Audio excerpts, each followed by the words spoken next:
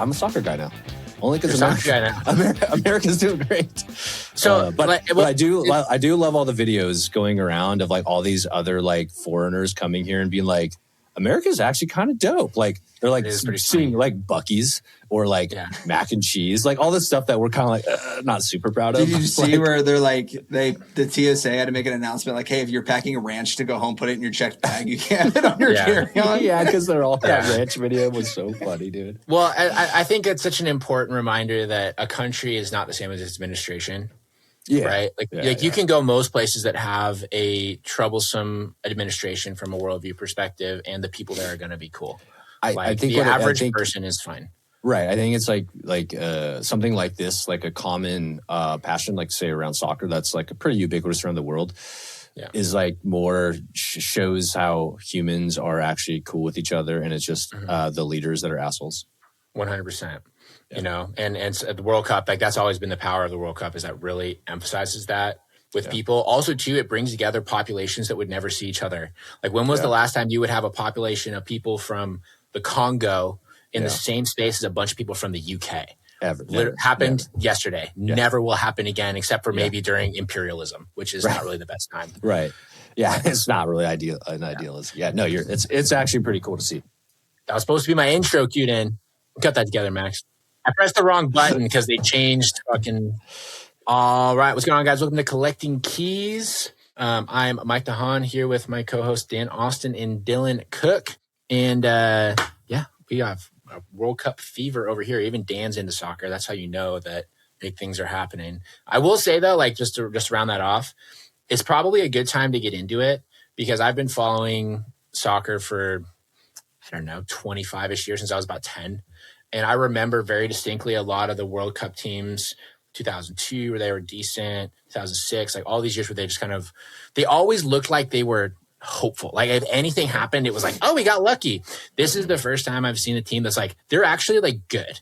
You know, and not only like from like a bias perspective, there's a lot of friends and people that I know from around the world for like my travels who I message with because they're big into soccer too. And they're like, this US team is different. Like I've never seen a U.S. team play like a World Cup caliber team that can beat most teams right now. There's a couple teams that are very, very top. Like if they get stuck against France or Argentina, they're going to get ousted just like everybody else.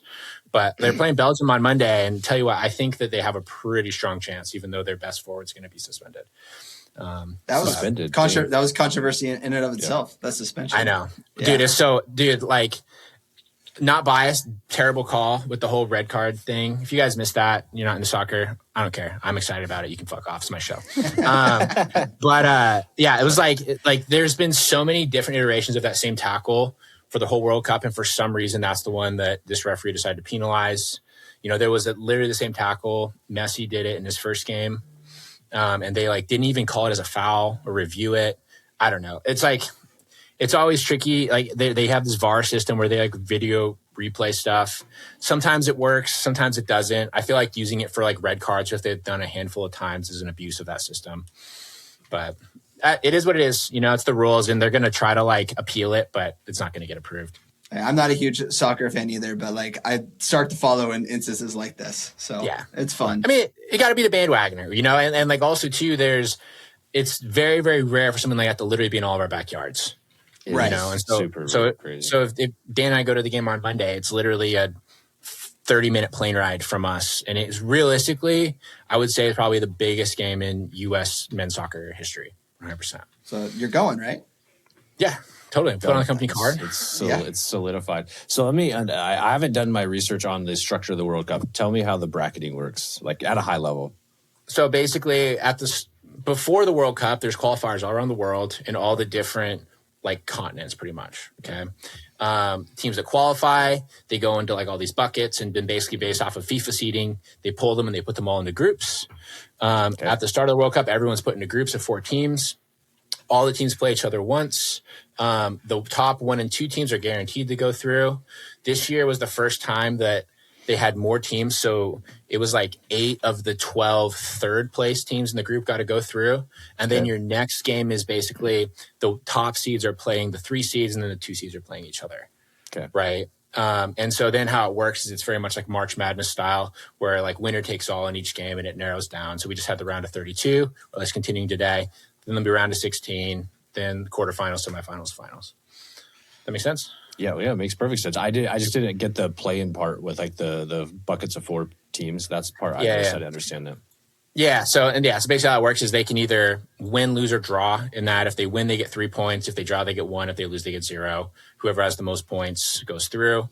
And then once you're in like the knockout phase, if you draw, you go to extra time. If extra time's still drawing, you go to penalty shootout. Makes sense. I'm all in. I like it. Who are you? You don't have to be wagering, but who do you think's gonna win, Mike? Specifically, France. France looks so good. They look so good. Like every game, they've been so dominant. I don't see a situation where they don't win. Like none of the other games have even been competitive with them. Well, they've had 1,200 of their grandparents die, so maybe the team's going to be sad. And right, with all the heat over there. God damn. I saw a funny video on somebody was saying, just speaking of 1,200 old people dying, it's a funny video. Yeah, it was just like some comedian who was talking about like how people in France they just die when it gets kind of warm, and they're just kind of shit talking the situation. I was like, damn, that's brutal. Well, this has come to light lately. I didn't know HVAC was such a controversial thing for Europeans. So the thing is, it's not only HVAC, and this is actually a great real estate transition. So the HVAC isn't common because I haven't traditionally needed it. One of the issues as well through a lot of parts of Europe is a lot of the housing is just super old. And it was built fundamentally to survive the winters because that was when most people normally died. And so what they do is they contain heat, they'll really hold in a ton of heat that you've generated, whether it's internal or it's external from the sun, basically baking the house. And so there's situations, I don't know about France, the full details, but in the UK, there's been documented stuff where outside at nighttime, it's 80 degrees. Inside someone's house, it's 95. It's literally like an oven. And people are cooking because the only thing you can do to cool it down is open up all the windows, and then all the insulation and the exterior stuff on the house is holding in all the heat, right? And it's miserable. It sounds miserable. And that, if you're an old person who's unable to, open your windows or sort of get out and do something, it can be super dangerous. So this seems it's a full infrastructure problem. Yeah. If you take a 50,000 foot view, it's how does this developed country not have modern heating and air that? It makes. I get what you're saying, but it's because they're some of these buildings that they live in, especially in these cities, are 1,000 years old, dude. Mm-hmm. Yeah. Their plumbing alone. They have weird shower setups in Europe because not setup but their plumbing a lot of times is external and things like that because they can't just put pipes in concrete buildings. Yeah. So if you ever go to London, the Tower of London, which is the main castle that sort of in town that people go to, it was built in 1066. That's so old. And then as you go through a lot of the city, they'll be oh, this pub has been around since 1542. That's a long time ago. And that's 200 years before the United States was founded. It's before Christopher Columbus. That was 1492. Yeah, 1492. Get your history right, man. I was off by, a Mac 100. I mean, when I see an old building here, and when that Cincinnati's usually 1920s to 1940s if you're inside the 275 loop.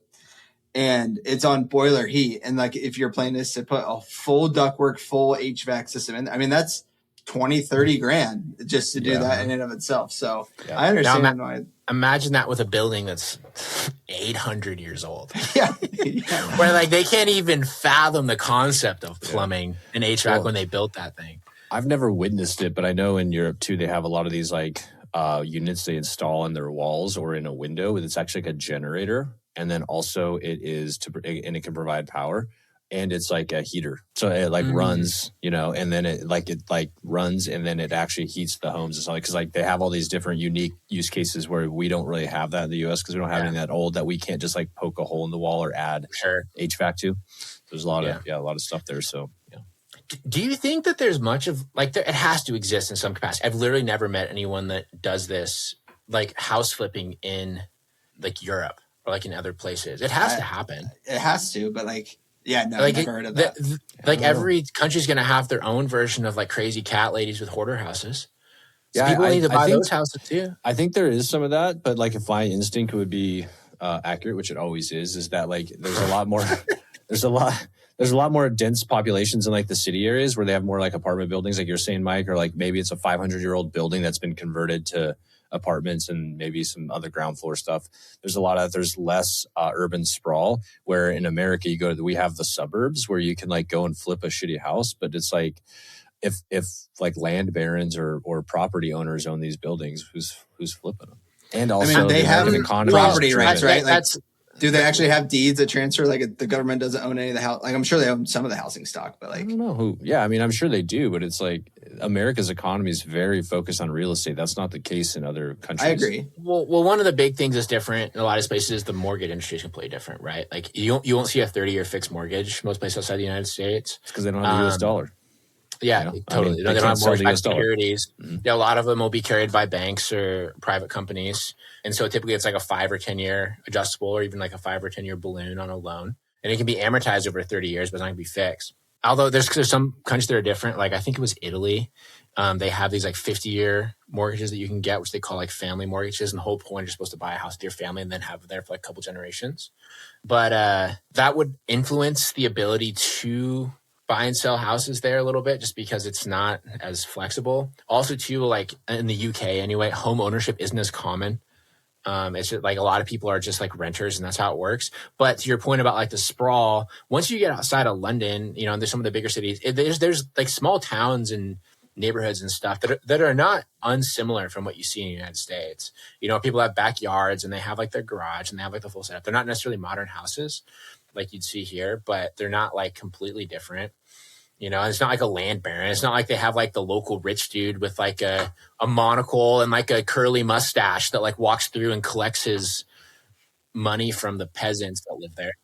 I mean, according to Spain, is hotspots for flipping is the Netherlands, Italy, Spain, and the UK. A long-standing market for flipping through investors carefully navigates stamp duty and corporate taxes. Yeah. So that's the other thing too, is like the taxes and like the transaction process is really painful. So like a lot of my family lives in the UK, and I know that talking to my cousins who have bought houses, it can take like 6 months. Like once you like agree to it, and basically you work with a solicitor.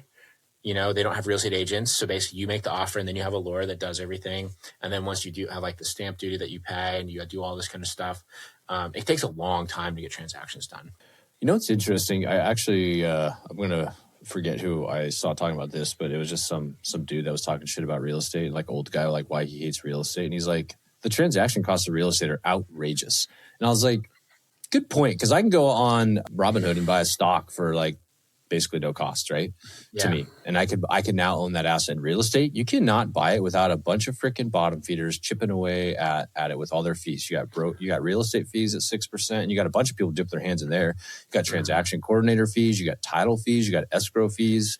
You have all these fees that just chip away at like. We had a closing today, and the buyer side settlement say like his closing cost part was $20,000. Yeah. Like you know, it's lender fees, that's appraisal fees, that's title fees, it's the whole 9 yards. It's 10%. Imagine if you had to buy anything else and they're like, well, we're going to take 10% of that. Yeah. I mean, it's tricky. Like, I think the advantage is because you can use leverage, right? So you can buy more than you can actually afford, which I guess technically you can do with stocks, but it's a little bit different. Yeah, it's harder. You have to have a little bit of size first.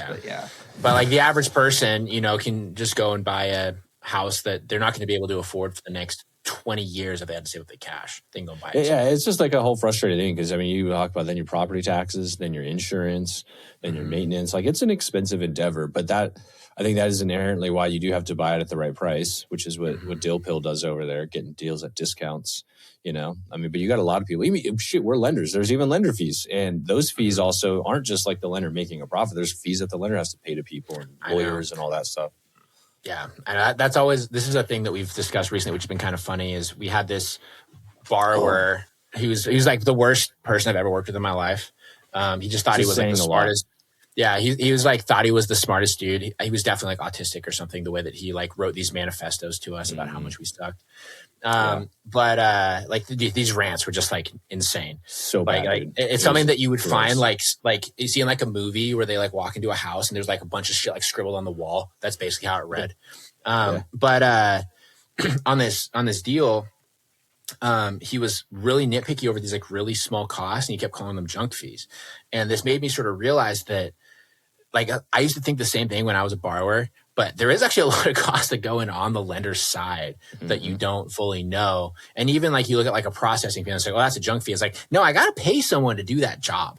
Yeah. You know, like the profit on that, like our total loan fees of what, $2,100 or whatever they are, depends on the loan. Like our actual profit on that's maybe like a couple $100.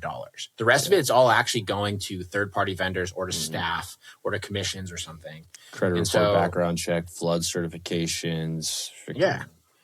BPOs that we pay for. Yeah, I know. Shit just costs money. I think that would be my question. Like, which one are you guys paying for versus are you just passing on to the borrower? So we're passing on to the borrower, right? But like we couldn't like front a $2,100 bill every single time. Right. Yeah. But they're passing it on. Like those are costs that are lender fees. Like we are charging it to the lender, but it's not also, like going to our pockets. Right. Well, and also the other thing to think about from a lender's perspective is, say we close one loan, but we pulled credit on 3 or 4 loans and did background checks and did a BPO and they never worked out. So we spent $500, $600, $700 on 3 loans before we even closed a single loan. So it's like, it gets like when you're, we're not even, I don't think I want to consider us at scale. But I mean, if you're doing any scale, like those are just costs that just beat you up as a lender. And so it's like, I love it. I used to say the same thing. I was like, oh, these junk fees. And now when I hear it, it like makes me like mad. Cause now I feel like I got to go talk. Be like, hey dude, bro, I paid for all of this stuff for you. Like, and I'm working my ass off and you are paying a processing fee so you can shit talk to my employee and tell them how bad they suck because they're asking you for your driver's license. Like there's a cost associated with that. Mm-hmm.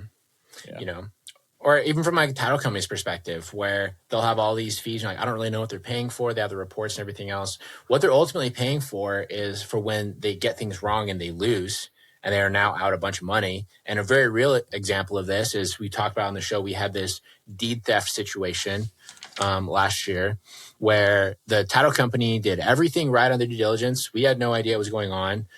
Basically, we had this borrower that had stolen somebody's identity maybe or was representing the actual owner. They went through like everything cleared. Our buyer got to the property literally as they rolled up. The actual true owner, quote unquote, rolled up with the police and said, hey, this is our house. What are you doing? You guys need to leave. And basically the lender had gotten, it was like $150,000 stolen. Okay. Our closer that worked on that, she came to my house to sign docs the other day for a loan that I got. And I was asking her how that went. The title company had to eat that. Right? Because basically they were deemed to be negligent on it. So their insurance didn't pick it up. Did they have E&O insurance, I hope? No. It doesn't matter. It doesn't matter though, because basically they went through all of it and they basically found that through their investigation, whatever it is, that they should have done certain things differently.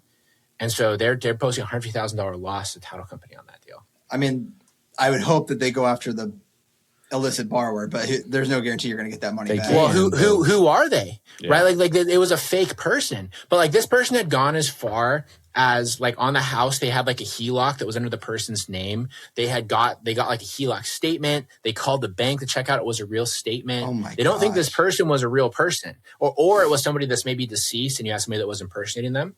Yeah, it's wild, right? Just like 120-year-old voters. Yeah, totally, exactly. Yeah. But she's thinking that the person that rolled up with the cops and this person were in cahoots with each other. I think they had to have been. They had to have been. Yeah, because that was like the coincidence. The timing doesn't make any sense. So crazy, yeah. You know, hell, the cops probably got on it too. Paying could have been. Hey, there's $10,000. Yeah, dude, that sucks. I mean, I lost a lot of money from a contractor on my own. Like he basically ran off with the money, and like he would send pictures of work that was being done, but it wasn't the actual property. So like, and it was my bad for not like actually going and checking on him because he already had my trust from a similar job. But you can't go after someone that doesn't have any money, right? Like he spent it all. Yeah, what are you gonna do? Yeah, so like I tried, but dude, yes, you can. I've been using this really awesome website, free advertisement called pettylawsuit.com. I already tried to sue the guy. We went through discovery and all this stuff. He's broke. He doesn't have any money. No, you just keep sending him petty lawsuits. It costs $50. You'll eventually get him on something. But no, I decided to try it because I got this. I was just like in a mood one day and I got this unsolicited text message for somebody asking to buy my house. And I was like, and the thing that really pissed me off about it is it wasn't even done well. Like the dude didn't even fill in like their little their rapid texting templates, like my name. So it said, "Hey there, first name." Oh, yeah. And I had all this shit. And then also directly before that, about 1 second earlier, I got a text that said, "Thank you for subscribing to whatever." So they opted me in. Right. Then they sent me this text. Then they sent me along with a little picture of their face and their company name. And I was like, this is dumbass. I texted him back. I was like, bro, you got to figure out your mapping on your texting software. And like, just so you know, too, like the TCPA laws, you're going to get slapped $1,500 for every violation that you have on these things. And he kind of got back and he was like, oh, yeah, thanks, man. I'm just learning, whatever. And I was like, fuck you. Like, it just really pissed me off. So I sent him a petty lawsuit for $1,000. And he's been getting harassed daily by whoever they use to call him, trying to collect this money.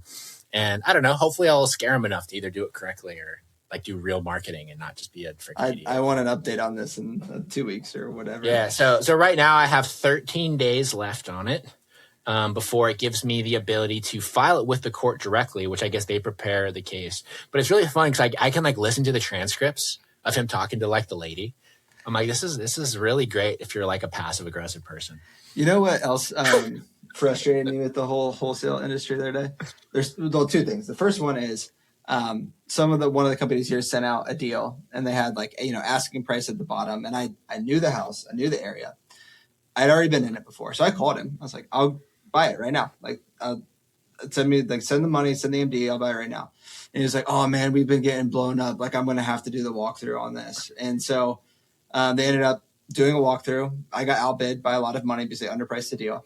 And I guess my point in this is don't have an asking price if you're going to do this. Have say it's a starting price or something like, yeah, like, I don't know, or you never know though. Cause you can also be like the sleazy home buyer here in town who allegedly from multiple people will have multiple fake buyers that will chime in. Like he will, this have his own company sometimes. Yeah. This company will have their employees jump in on like group text and say like, hey, I'm just going to let you guys talk about what you're each willing to pay for this deal. Can you pretend like they're a different buyer to like bid up the one buyer they have? It was a wild thing to do. Yeah. Besides having it be your employee, it's a wild situation to be like, why don't you guys duke it out? Just tell me what price I'm going to get. Like, that's just crazy. But then when that other person's your employee, that's just unethical. Yeah, he's been doing that forever. But I mean, I guess my point being, like, have a buy it now price on there, right? Like, instead of doing all that. Now, if that happens enough, your good buyers are just going to get fatigued, right? I'm just like, I'm not doing this. I'm going to do all the work, and I'm never going to be able to purchase anything. Like, it's going to be annoying as hell. Yeah, most like good people will be like, I'm just not going to do business with you. Even if you throw a good deal over here, I'm not going to do it based on principle. There's a few spineless people. Mike and I know a few that'll be like, well, I mean, they ripped me off a few times, but I can make $5,000 on this one. Totally, but I'm still gonna go to lunch with them. I'm still gonna be friends with them. I don't get it. I don't get that at all. I don't either, dude. Yeah, but it's gotta have principles, dude. It's like having a ex partner that like beats you up, and then you just like, well, they're okay. They can still watch my kids. I'm like no, what are you doing? Yeah. It doesn't make any sense. And like I'm trying to buy a house from a divorced couple right now, and the one lady is just like ripping on the husband because he's the one that's not signed the contract, and it's like he's such a loser even in college. Like he wouldn't XYZ. I was like, in my back of my mind, I'm like, if you're saying all this stuff and you knew that, why'd you marry him? But like, I don't know. The second thing I wanted to relate to the wholesaling that's I don't know, frustrating lately or a good topic of discussion is Cam Cathcart, our mutual friend, posted a rant on Instagram the other day about someone locking up a deal way too high. And then it was like for $500K, retrading it at the last minute down to like $380K, like $120K price reduction. And while their offer and a lot of other offers were in the low 300s. So like the question is it unethical? Because you obviously were never going to buy at 500. You just did it so you could get the contract and then hopefully the seller's committed. Or the other side of that same token is the seller, I guess, is still getting the most money he would have got. Like let's say call an $80,000 difference. So is that in the seller's still the best interest? And well, of course it's unethical because you're lying to right. put yourself in an advantageous position. Well, I think if you're not lying, it's unethical because you're doing something with a lack of it, with ignorance and a lack of experience. I think there's some ethics of what you should be doing if you don't have the knowledge to do it. Well, even then, both sides of that coin, it's unethical. Yeah, but I mean, I don't think that was ignorance in this regard. I think it was. I don't think so. I don't think so. But we've seen every newbie wholesaler do dumb shit like that all the time. Yeah. Right. Yeah. So I would say just because the end result is someone getting the best offer or whatever, if it's done through a way of deception, I would say that's mostly chance that it ended up. That's luck. That's a good point. Yeah. Like that's luck. Most of the times you get a situation, it ends up significantly worse. Also, what buyer did they lie to pay $50,000 more than the other buyers? Right. Yeah, that's so that probably won't be a repeat buyer because they're going to lose their ass on this one. Exactly. Yeah. So, like, if you have to use deception to get business, it's bad business. You know, that's also the problem of just like the world as a whole right now. Is I feel like every sort of industry has some level of deception to try and like get your money.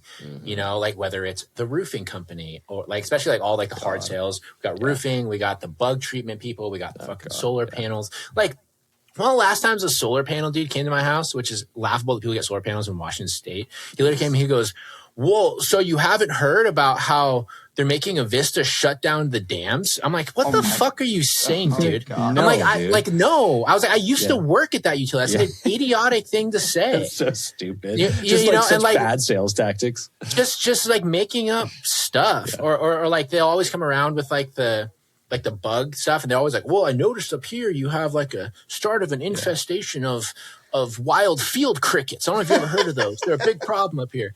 Like, it's just so stupid. God, I don't know. And it just seems more and more blatant. I don't know if the circles, but even people like bragging about it, it seems on social media circles. Like, I don't know. Well, so there's this thing going on right now. And I think it's I'll say it's iconic. It's like the representation of the wealth gap really growing is you have this new, I call it like the new money that isn't like that rich, but they now feel the separation from the people that they know that can't afford shit. And they're very proud of themselves. So a good example of this I saw recently, I was just in Maui last week. There's this little area, we stay up in Kanapali where like all the hotels are. It's where like 90% of people go to Maui stay. There's this little village called like Whalers Village. You know, it used to be like kind of local stores, had some restaurants. Now it's all like Dolce & Gabbana and like fancy stuff. And we would go down there for dinner. Traditionally in the past, there's like families, it's kind of chill. This is the first year. I've been going there since I was a kid, my parents' timeshare. Sorry, I don't have like I'm poor story. When I grew up, my parents had a timeshare in Maui. We would go on vacation. But first time I've ever, it was nice. I've always used timeshares are terrible investments, but they are terrible investments for sure. If you want, I can mathematically go through that with my parents. I'm working with them on their estate stuff, and like I've seen the numbers. You're like, oh shit. Yeah. But so anyways, so we go down to this village. The first time ever, for some reason, you're in this like funky little place where there's like kind of local bar and grill style restaurants. There are people that are done up to the nines to go out in Maui.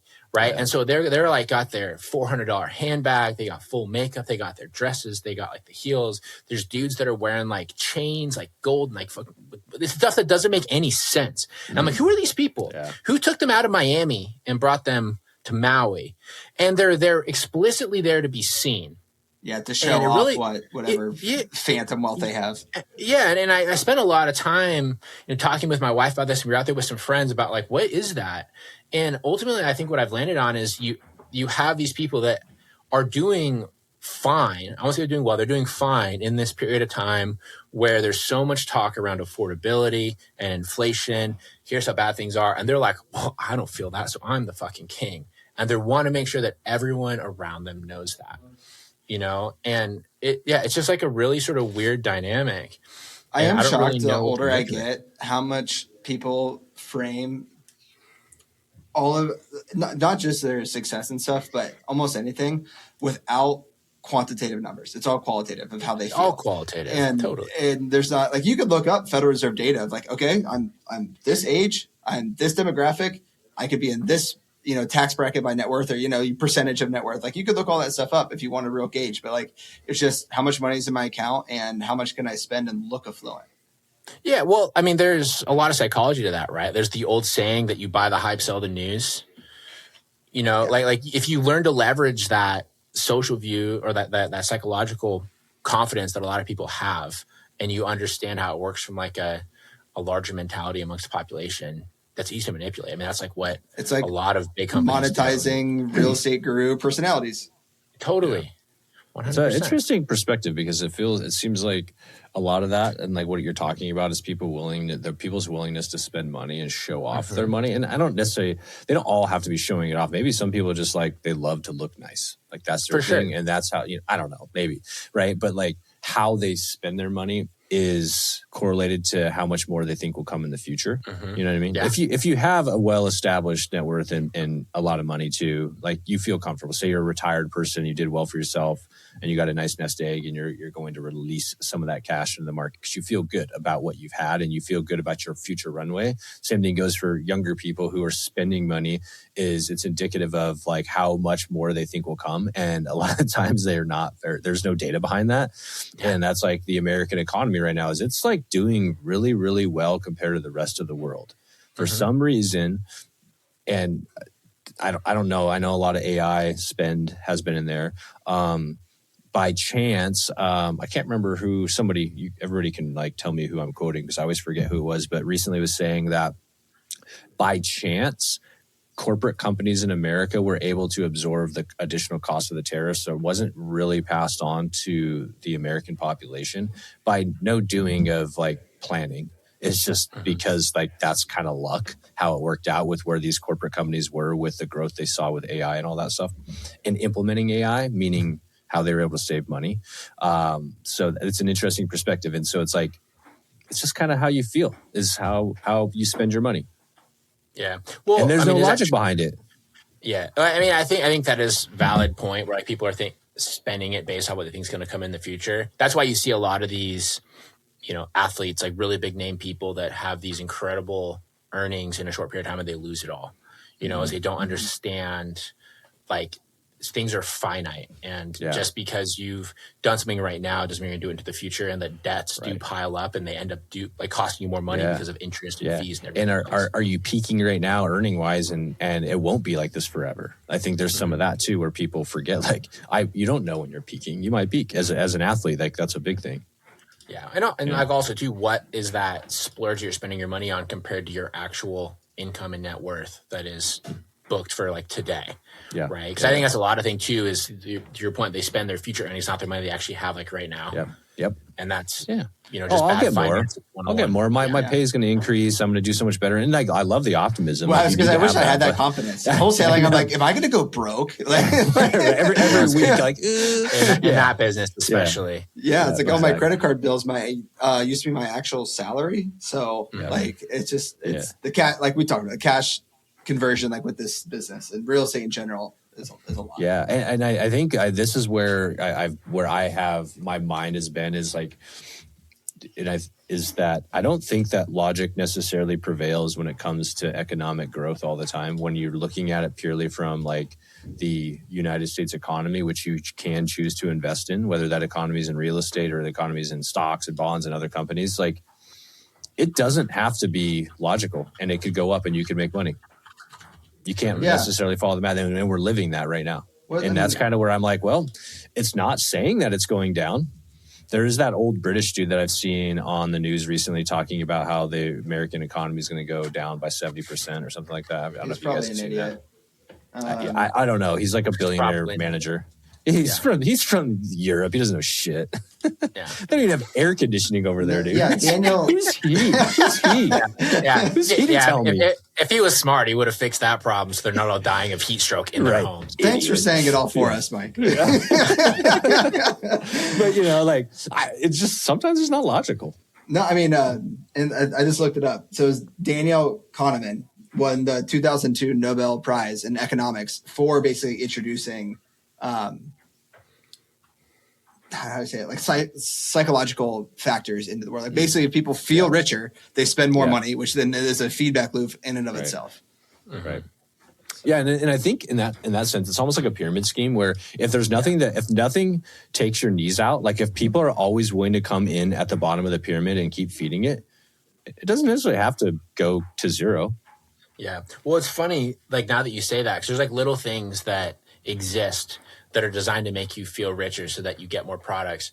And one of the things that's very relevant to us is how many people are super heavy into these like Credit Karma or like these different like credit reporting apps, and then are shocked when we pull their real credit report and it comes back significantly lower. And now it's funny, now that I think about it, it's actually really interesting because what those companies do, freecreditreport.com, they go and you pull and they say, you have 800 credit. You're like, fuck yeah, I'm awesome. They go, you'll probably get approved for this platinum card. Right. Yeah, which is their sponsored which is their sponsored. So they make a commission and then they go and they pull their credit with us. I'm like, you're actually at like 702, bro. And they're like, no way. Here's what my app says. I'm like, that app is going to show you the highest possible thing on the most fringe credit bureau you could think of. Yeah. Because they want you to click on their ads. That's a great point. They want you to spend more money.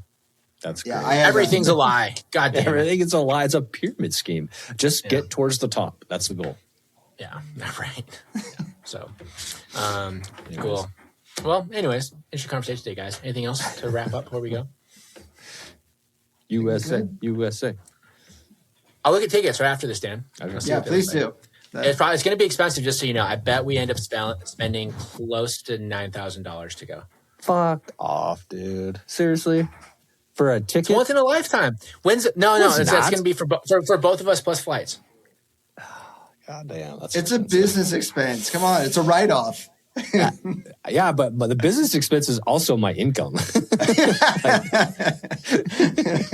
And we were literally just talking about, you can't count on the future money. So, Dan, you better go look at your bank account and see if you can afford it right now. Otherwise, Jesus, yeah. Can I afford this yesterday? I don't think you can Klarna those tickets. Maybe. It's America, dude. You can do a lot of things. Actually, you can. I looked. You can use Affirm to get them, and it was like $200 a month for I think 36 months or something. That's not bad, dude. It was only 18% interest. I could finance that. Money in the pocket. I'll make more back in the market by keeping that money deployed. It's true. Yeah. Honestly. Mm-hmm. Yeah, I'm just gonna put it all in some meme stock. What's the next meme stock I should put it in so that I can recover my Klarna money? Yeah. I don't know. I don't follow that shit. Yeah, he just follows real things like Bitcoin. Exactly. Anyways, all right, guys. Thanks for listening. Dude. We'll talk to you guys next week. Come on, dude. Bitcoin.